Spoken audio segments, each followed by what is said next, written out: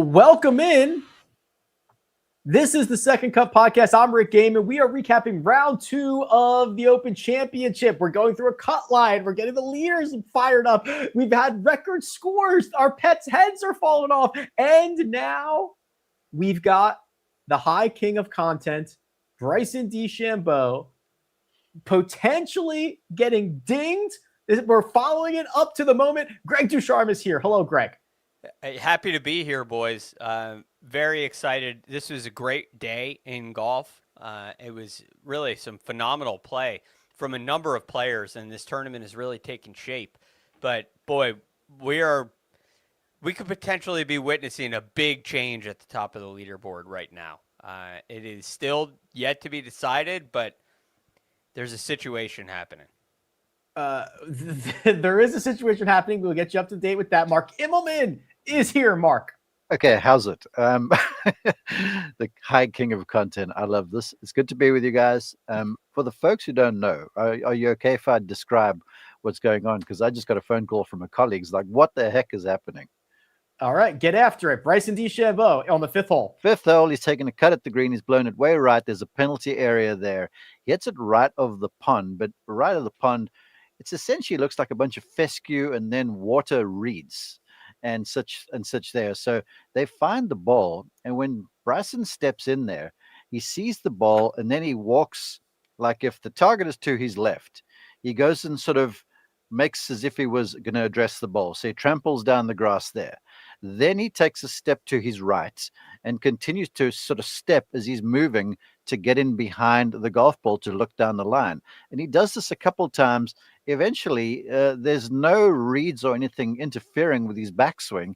He gets a free pass at the ball, hits it over the green, in the end makes bogey.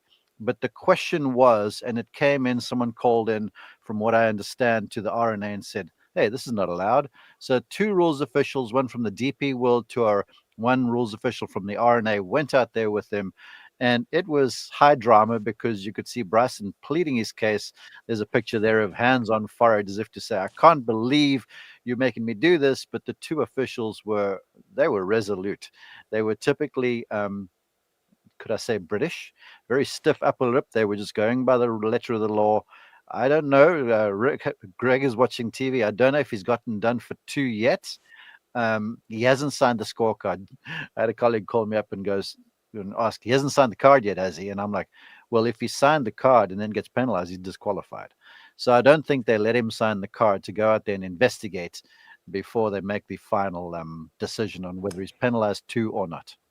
So perfect, Mark. Now let me understand this for all of those who are not as deep in the weeds as some. Nice pun. Yeah. Oh, thank you. So Greg, this is about so it's technically falls under improving your lie, but what this really could have been was improving his club path, right? So there's this high grass all around. You know, he doesn't want to, in his backswing or in his swing, hit that high grass behind. So, you know, you start walking around, you start assessing your lying. Maybe you're trampling some stuff down. Maybe you're not. And, oh, by the way, after you've walked around a little bit, now that grass isn't there to impact your club. That's what we're talking about, right? That's exactly what we're talking about. Let me tell you a quick story. Please. When I was just getting into the game, playing JV golf for my high school golf team, I had a situation where my ball was near a tree, and I was making a backswing, and there was this little tiny part of the tree, like a little branch, sticking out that was in my way. And I thought, well, if I could get rid of this little tiny branch on the tree, I'll be able to make the swing I want to make. This one thing's in my way. I take my club and hack at the branch to break it. And my opponent says, which was correct, you can't do that. It's a 2-shot penalty. So it was, and I didn't know that. But it was essentially improving your lie because it's improving the path that the club takes. It's not dissimilar to the Patrick Reed situation when he moved sand in the backswing to create a cleaner path to the back of the ball. That's exactly what we're talking about here. Bryson didn't do it in the swing the way Patrick Reed did. He did it beforehand by stepping on the grass. So anyway, they eventually go to decide and debate whether Bryson, it looked to me like Bryson's case without any audio. The case Bryson was making was that his club path was on a different line than the clump of grass that he stepped on. The video evidence we have is a face-on view, not a down-the-line view. And there's a clearing just to the left. So depending on where he's aimed, that grass may or may not impact his club path. He's saying it didn't. They're saying it did. And you shouldn't have stepped where you stepped. This is very clumsy. Okay, I need to say this, Rick, because I'm seeing the comments and everyone's going bananas in here. All competitive golfers know, and my first concern was I wasn't sure where the penalty area was marked. So clearly he was outside the penalty area where the pond was, because if he was, you're allowed to make practice swings and stuff inside there. Okay, which is strange. But here, when you're in a situation like that, you have to use your best attempts to disturb as little of the area where the ball is as possible. Now, I understand he's got to look at the line of the shot and he's got to sort of rehearse the golf swing and such. But he wasn't using a lot of care. He was kind of being not heavy-handed, heavy-footed. And when he walked in there, it was nothing but tall, standing up grass. And what this colleague of mine said, and my colleague had said this to his son, he's like, he can't do this, because the next thing you turn around and it's not completely, it's long grass, but it's been flattened around the golf ball. So the environment where he was compared to what it was when he arrived were completely different if you look at the pictures. So that's what the concern is. And look, we'll leave it there. It's unfortunate if it happens, but it's one of the rules of the game. And when these players tee off, they get a list that explains what the local rules are. They understand what rules they are playing under. In this case, they're playing under the rules of the RNA, the Royal and Ancient. And so everything's clearly communicated to them. And I'll agree that there's guys that are treading on the edge of disaster every single time. I mean, we could go here and say every time a player takes a drop. And there's certain pros that are masters at this. You have an area of relief that's like a semicircle. So they'll look at where the drop is, and then they'll look at the area of relief, and they'll drop the ball like right on the boundary of it where there's a slight slope. So the ball rolls outside the area of relief twice. So they place the ball down there. So instead of dropping, they're placing the ball. It's asinine. So there's guys kind of bending the rules all over the show. And this one, it's going to have to be revisited. Instead of renaming stuff and that to make golf easier, rules like this where there can be a lot of subjectivity involved, and it's not just black and white, it's not objective, they need to get looked into and perhaps adjusted in the future. Oh, boy. Okay. Well, we'll continue on the show, and if something changes with this score, we can circle back on it. There's nothing yet. Nothing yet. Nothing official except for Bryson being very upset. Now, I will. Last thing. Bryson has declined media the last handful of major championship rounds. This would be a hell of a day for him to talk to the media and plead his case and tell us what is going on. I don't know if he will do that, but get that man in front of a microphone. Well, yeah, look, the way I see it going, because I know he only spoke to someone from the RNA yesterday because he took offense to the stuff that Sir Nick Felder had to say about him. Well, he's within his rights there. But I still feel like players need to address situations, and you get the player's point of view. He'd be well served in this situation to describe his point of view, because if not, the whole situation becomes disingenuous. And then you're getting one side where it's just a black and white report of the ruling, where you don't have the other side, the individual involved, giving their opinion of what transpired during the situation. We'll put a pin in it there, but I imagine we'll come back before the end of the show. Greg, in a historic day, in 166 years of men's major championship golf, the best score that has ever been shot is a 62. Lucas Herbert went out and shot a 62 that could have been a 59. He parred 17 to par 5. He missed a 5-footer for par on 18, makes bogey. He shoots a 62, and 37 minutes later, Sam Burns shoots a 62 of his own. Let's talk about Herbert and his jump up the leaderboard. 9 birdies. I mean, this is incredible. Getting off to a really hot start. He came into the day even par. Quickly gets to 3 under. I mean, look at this scorecard. 3, 3, 3, 3, 3. 5 straight threes to start the round. Really impressive stuff from Herbert. And we saw this happen a couple times yesterday. Players would go out and they'd get on a run early, and it would kind of stall into the second 9. Not only does it not stall for Lucas Herbert after the 5th hole, it doesn't stall on the back 9. He gives himself a great look for birdie at 10 that just misses, makes birdie at 11 and 12, and adds another at 16. This was remarkable play.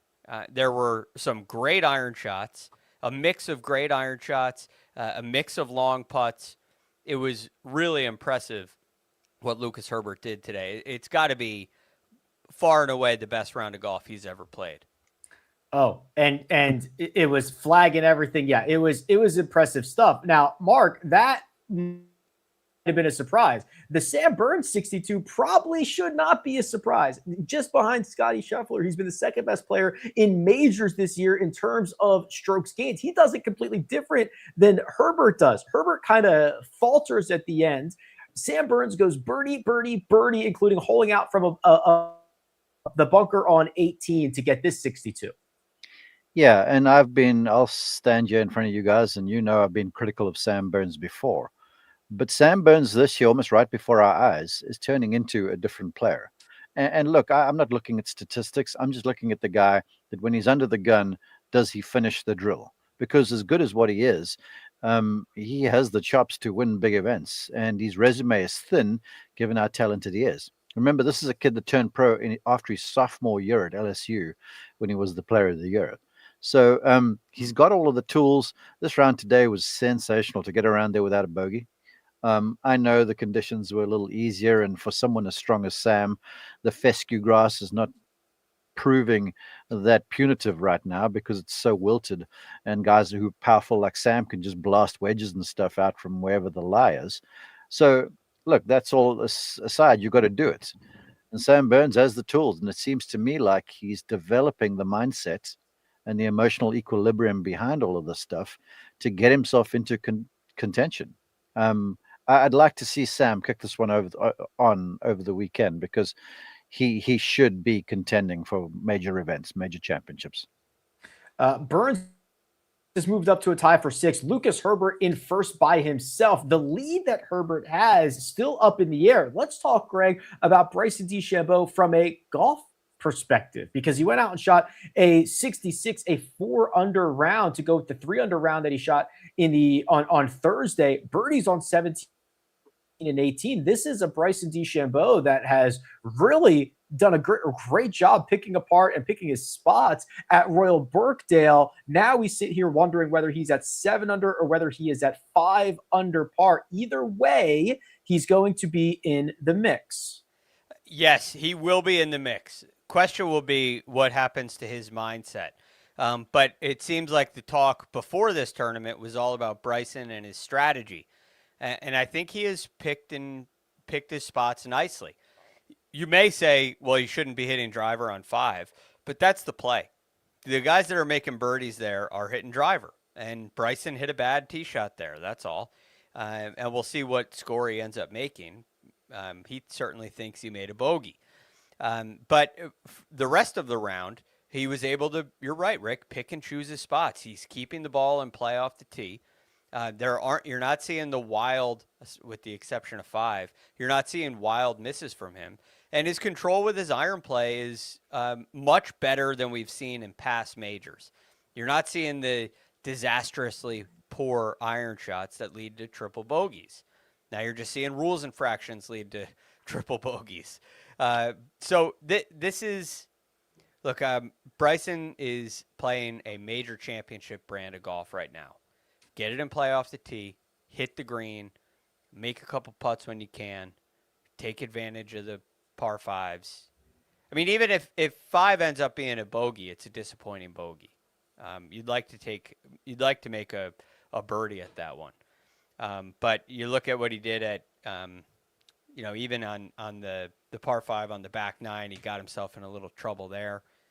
All in all, this was very good. 14 was the hole he got himself in a little trouble on. But this has been great golf for Bryson. Very impressive. More of this all or nothing kind of theme that we've seen with Bryson. He misses the cut or contends to win in these major championships.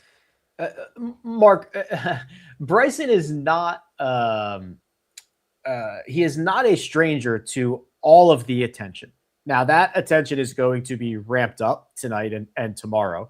But either way, whether he's at 7 under or 5 under, he is going to be inside the top 10 going into the weekend at the Open Championship. Are we going to learn how well and how quickly Bryson can kind of reconfigure his mind to focus back on the task at hand? Well, let's not forget that he finished inside the top 10 at Port Rush last year.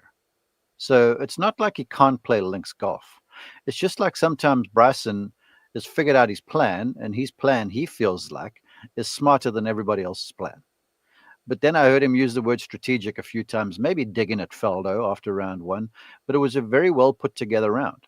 I want to give you my take on him, because the thing that's always struck me about Bryson, because I've watched him play under the gun a bunch, both before he became Beefy Bryson, and then when he became Beefy Bryson, bashing it as hard as he can, and now a streamlined guy who still hits it hard, but nothing like he was. He has always been surprisingly accurate off the tee for as long as what he hits it. I think if you had to go, not pound for pound, but distance versus direction, the distance he consistently hits it, I'd argue, is one of the more accurate guys off the tee. The issue has always been the iron game. And I saw him hit some sensational iron shots today. Some yesterday, there was a hold off sort of little draw shot into a left to right wind. I think it was on 14 yesterday. It was beautiful. He had it to like 5 feet. And today I saw him hit it in the middle of the greens, a whole bunch of shots. And more than that, he was judging not just the flight of the ball against the crosswinds, but the land and release stuff, because he was around hole high a whole bunch. And then, because I don't care what he says, my take on this is, when he's putting from 40, 50 feet a bunch with that method that he uses where his shoulders are internal and locked, his forearms are turned internal and locked, he's holding this arm, elbow length putter sort of down the forearms, there's not a lot of leverage over there. And so from long range, he tends to want to struggle pace-wise. If he's on fast greens, he's fine. But when the greens aren't as fast, I feel like he gets caught out a little bit. And even so, he's hitting the ball close enough now that he's not putting too much stress on the long-range stuff with his putting style that he uses. So right now, he looks tough, man. Even if he gets the penalty strokes, I don't think he's going away. It's almost like he's relishing this whole links experience, and he's showing people that he does, in fact, have this gear. And the one thing I know about him, if Bryson with a point to prove is the best player, it's like, everyone has the bulletin board material. When he's getting counted out, then he decides to start showing up. So I feel like he hangs around over the weekend. I really do. All right. I'm gonna wait for something official, but Greg, there is a clip on Twitter right now that looks like Bryson DeChambeau tells the rules official, well, if that's the case, I'm just not gonna play tomorrow. Which I don't know if that is a threat, an empty threat. I don't know, but could you imagine Bryson DeChambeau withdrawing tonight at 5 under because he's refusing to take this penalty? Well, that would be extremely disappointing. I think I'd respect it, honestly. That'd be cutting off your nose to spite your face. That would just be ridiculous. But Bryson does not get Bryson does not have the benefit of the doubt for anything, because he's like this unreliable narrator, and he's like this crazy. If he withdrew tonight, I'd be like, whoa, he must have not improved his line. Best thing to do now is to just go and win the whole freaking thing and be holding the claret jug at week's end. That's when you get the last laugh if you're Bryson DeChambeau. Yeah, I would really be thinking of Bryson saying he's just going to go play YouTube golf instead of play professional golf. That's what's in my head if he withdraws. Like, what is this, just for a show? I mean, look at I wonder if Bryson's seen the video of what he did. I mean, this is, I would say from the video that we have, this is close. Yes. And I see a lot of people in the comments saying that it's because he's a live guy. I promise you it has nothing to do with that. There's a clump of grass that is waist high behind his ball, and he steps on it multiple times. And you're going to say that they're only looking at this because he's a live player? It is a very, very sketchy look for Bryson DeChambeau. I'm not going to accuse him because I don't think we have the proper angle. But it is not a ridiculous thing to bring up. This is a very important rules violation. If you have something directly behind your golf club, you have to take a different line. It changes the entire outcome of the shot. He may not have been able to play. He may have had to play out sideways. Who knows? The fact is that it's different because he changed it. Maybe. It certainly looks like he did. I mean, I think if you could, it's a little hard. There are little blades of grass. I mean, they're not little, they're tall, but single blades of grass that you can see move when he makes his practice swing. Where is this in relation to that clump of grass? Because it looks like it's on the clump of grass in the video that I've seen. And it makes me think that his club did end up going over that grass that he stepped on. So, that's not my job to decide. I'm just saying this is something that needed to be brought up. I'm glad it did. And if Bryson withdraws because he got a ruling that he didn't agree with, I would lose a lot of respect for him. I wouldn't gain it. I would be questioning his competitive motivations beyond belief. You're right, Mark. It would be childish. Well said. I do want to say this because I'm with Greg and I'm looking at some of the comments and everyone's got a beef with the fact that this was brought up after the round. Oftentimes this information comes to light after the round, and I'll be very honest with you. I would say it's maybe once a week that you will have a player get taken back out to an event where something took place with a rules official after television information has been looked at, and then they go and review the situation. And more often than not, when the player has his say, then it goes in their favor. But when I watched this, I was sort of going, it sort of smacked of the Dustin Johnson thing at Whistling Straits. Remember when there were bunkers everywhere and he hit his ball in what looked like just a sandpit where some kids' plastic toys were? And he hits a 5-iron from there on the green, thinks he's won, but he hasn't. All right. Remember that lot? And Never forget it. Yeah. So you have to, that's the only way they can police this thing if they don't have rules officials right on the scene. Now, I would have figured that when he was prancing around in the rough there would have been a rules official on hand, because ordinarily in the majors, there's a rules official on every hole. So I don't know, maybe it was like, okay, this is him, part of the routine. But the more I watched it on TV, the more I was like, my gosh, he's flattening out that area in a big way. Now, was it purposeful? We'll never know that. But is he breaking the rules, to Greg's point? Yes, he is. We got a comment here from Brody.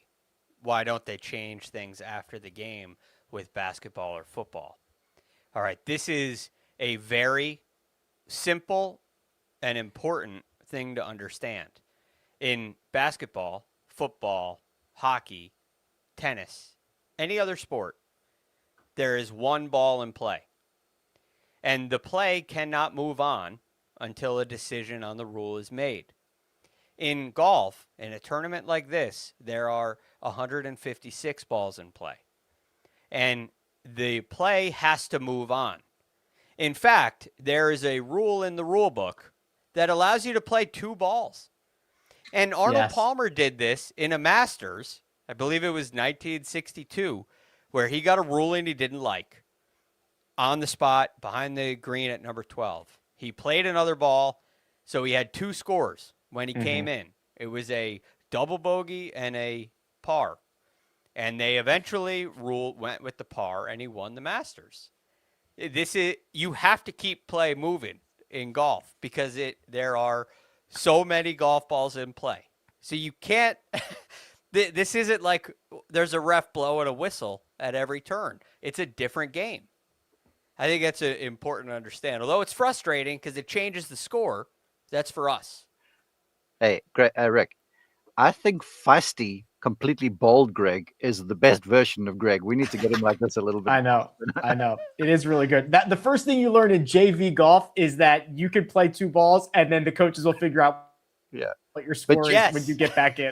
But you've got to state which one you intend to score with, because you can't just play 2 and then pick what the best score was. So if you no, if you pick the second ball, that's a misunderstanding. But anyway, well said, Reverend Greg. Reverend Greg. All right. Well, listen. Big names abound on this leaderboard.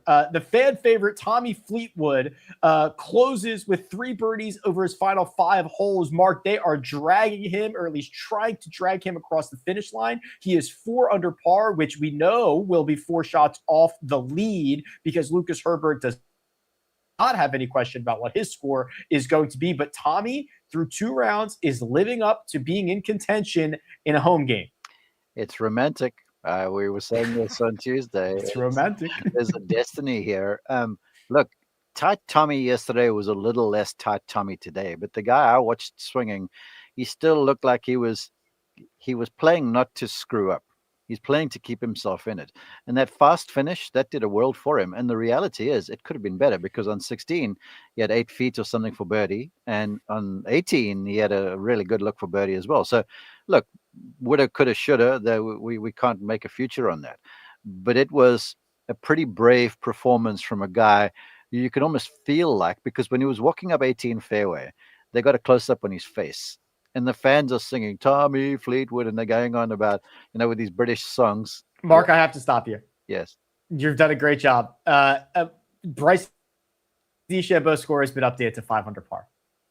He has been assessed a 2-shot penalty for the incident that took place on number 5. It's official. It is now on the open.com, the Open's website. He has taken a 7 on 5. Wow. They dinged him. They dinged him. 2 for you. You hate to see the top of a leaderboard affected by rule violations. But at the same time, you'd hate to not see it. Yikes. Yeah. Well, is he playing tomorrow?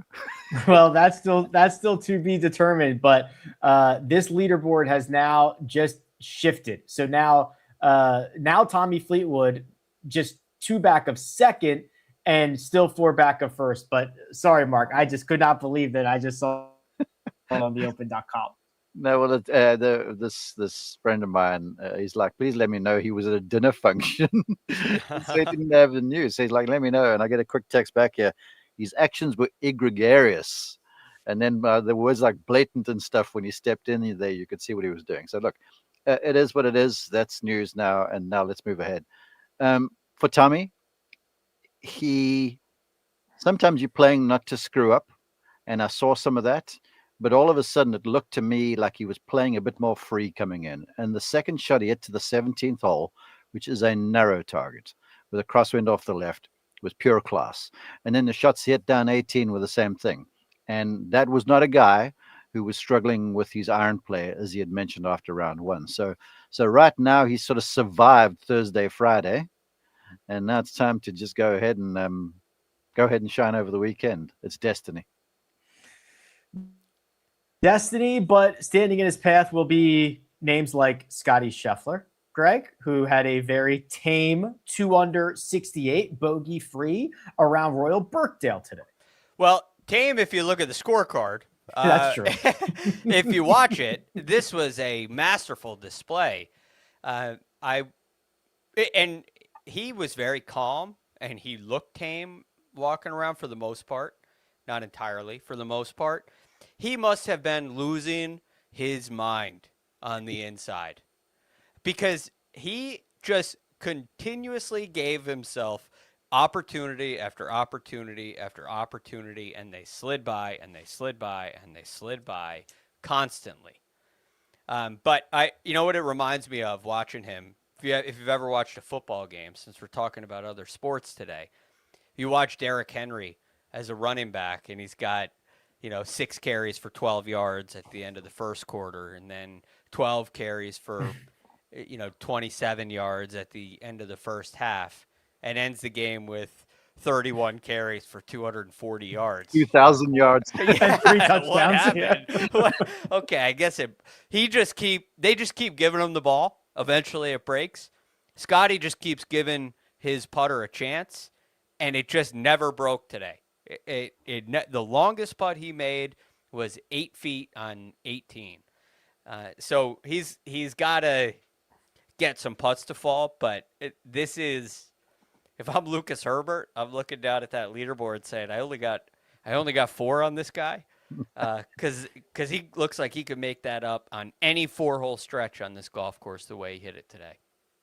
He's looking good, Rick. I will say this though, if you go and look back at the putts that he missed, they were all low. They were all on the low side, and strangely, they were from right to left, or at least the lion's share of them were. And then the putt he made on 18 was kind of into the slope a bit more, so he could hit it a bit more firmly. So lipped in on the low side, by the way. Oh, okay, I didn't see it. Yes. But I saw him setting up. I was still considering the Bryson debacle. Pardon me, not the Bryson debacle. I was looking at something else. So if I think Greg's on point here. If he just frees up the blade and starts hitting putts, you can't hit them wider because the greens are slow. If the greens are fast, you can take a wider line and the ball can still topple in. But because the greens are slower, if the ball is not, if it's hit wide, it's killing the energy and it's going to come up short. So what he's got to do is risk the 2, 3, 4 footer coming back and start to give these some. I don't think, Greg, that's going to happen tomorrow, because he just shot what 68 today, not making anything. And he's like, fine, I'll take 68 tomorrow. And then if the back 9 on Sunday says I got to hit putts a bit more firmly, then I'll do that. So I think we'll see more of the same, and he'll just keep lurking. But he looks freaking tough. He looks like Scotty Scheffler right now. Lurking is how also I would describe Jon Rahm, who shot a 67 to go with his Thursday 69. Mark, I'll bounce this back to you because he is playing alongside Tommy Fleetwood. He is in that group.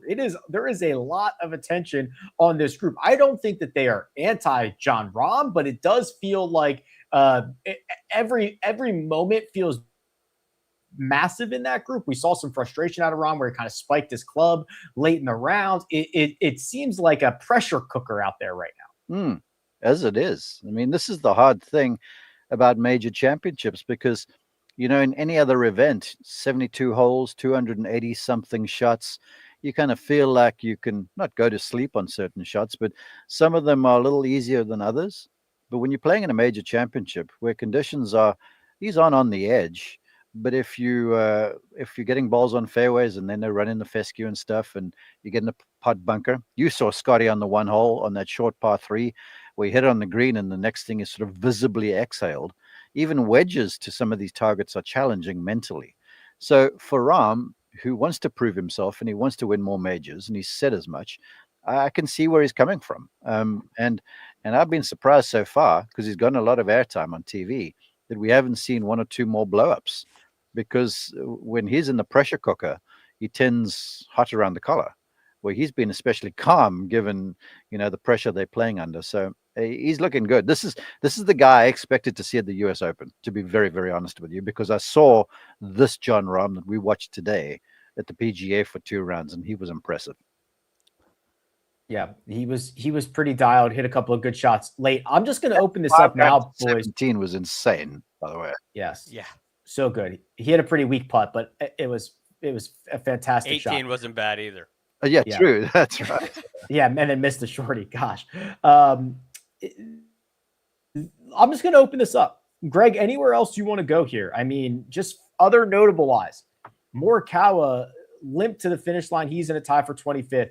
Rory played better today. Patrick Reed played better today. Justin Thomas gave up a couple late. Anything else you want to talk about here before I ask you guys the most important question in all of Second Cut history is?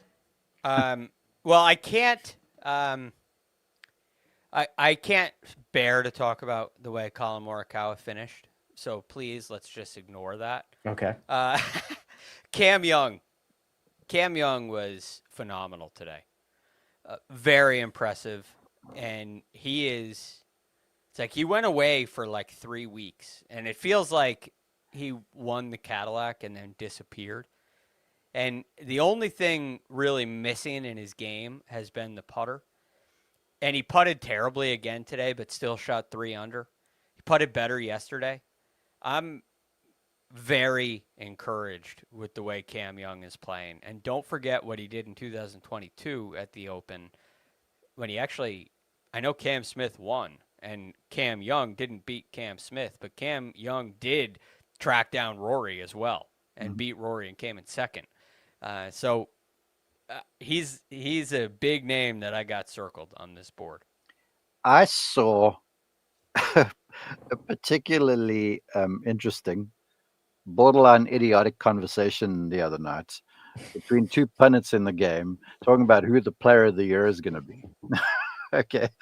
And both of their opinions were amusing to me. Because look, we're all entitled to our opinions. Yes, the thing though, here's my opinion, and I'm going to die on this hill. If this guy, and he's looking all the part, he's looking exactly like he was the guy at the Cadillac, driving it great, hitting some really sound irons and putting very aggressively. If this guy wins the Open this week, bona fide your player of the year, without a question. World Golf Championships event, the Players and the Open Championship, not a sausage. He should be the player of the year, and he's not afraid. Ever since he got that first victory at the Wyndham, it looks like when he gets a sniff, he's one of those guys that doesn't go away. And to me, like we talk about Scotty, and yes, Scotty is going to be around Sunday afternoon. But as far as I'm concerned, you've got to stay in front of Cameron Young if you want to win this tournament. 8 under par is the lead. Wait, I want to talk about Bryson, someone too, other than Cameron. Oh, who do you want to talk about? Yeah, my one and done pick. Remind us who it is. Tyrell Hatton. Where's he at? Where's Tyrell? Here he is. 3 under. 3 under 68. And look at this finish mark. 3 birdies over his final 5 holes. He took advantage of both the par 5s, and he parred 18, which is basically a half shot bonus in its own right. Tyrell Hatton entering the weekend with 2 rounds, sub 70.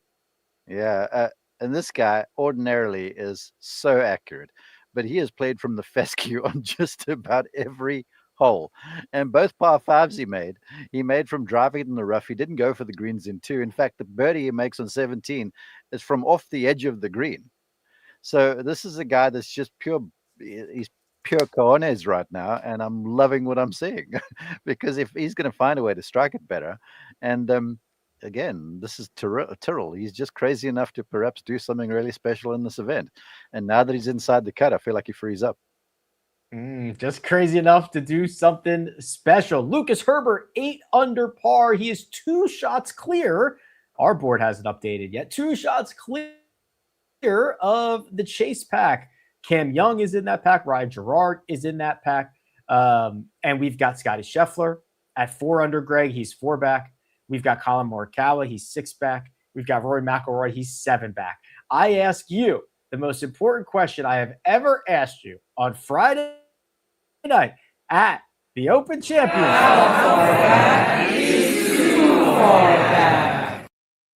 How far back is too far back? Well, this is a good one. I am very curious about how it doesn't seem like it's going to get exceptionally windy over the weekend. I'm curious if the greens get a little firmer or if they stay receptive. I think that could play a big factor in this. But ultimately, I have to look at this board, and you have to start with Lucas Herbert. And I don't mean to say what's the real lead, but here we go. His best finish in a major was a T13 at the 2022 PGA. He has no top 10s. It doesn't look like the kind of resume of a major champion in the Open. Now, sometimes you see this in the U.S. Open, like you did with J.J. Spawn. But even still, Lucas Herbert's resume outside of the majors is not what JJ Spawn's was, in my opinion. So I got to think that it feels like anybody who is within, it feels like anybody under par has a chance. That's what I would say. If you're even par, you're too far back. Wow. Okay. So even par too far back means that Greg believes there are 51 golfers with a chance to win this golf tournament. Mark, your thoughts, please. Well, look, the way I see it, I think 12 under par is going to be the winning score.